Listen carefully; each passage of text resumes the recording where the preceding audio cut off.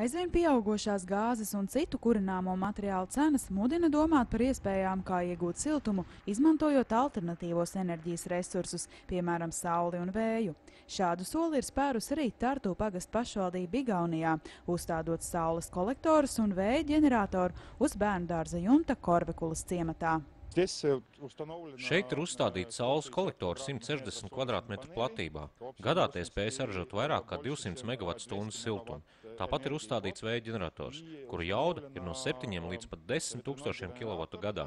Tā darbība ir atkarīga no tā, cik vējaini ir laika apstākļi. Šeit esam izvietojuši tādu sistēmu, kas spēj darboties paralēli. Ja nav vēja, enerģiju ražo saules kolektori.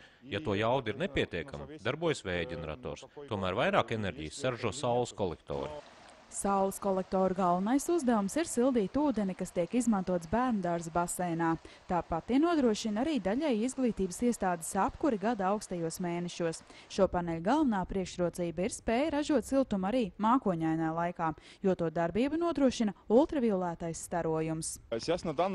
Dotajā brīdī arī šajos laika apstākļos darbojas saules kolektori. Pašlaik tie dod 43 grādu lielu siltumu, bet saulainā laikā tie būs 70 un pat 80 grādi. Savukārt vasarā temperatūra jau var pārsniegt 100 grādus. Par cik bērndārs nepārtraukti izmanto siltumenerģiju, šeit ir peldbaseins, darbojas apkure, siltās grīdas un ventilācijas sistēmas. Saražotā enerģija ir liels atspaids.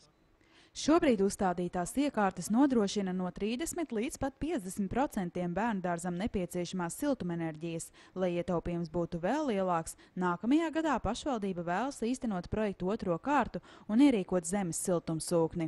Tas iestādē ļautu kļūt vēl neatkarīgākai no citiem enerģijas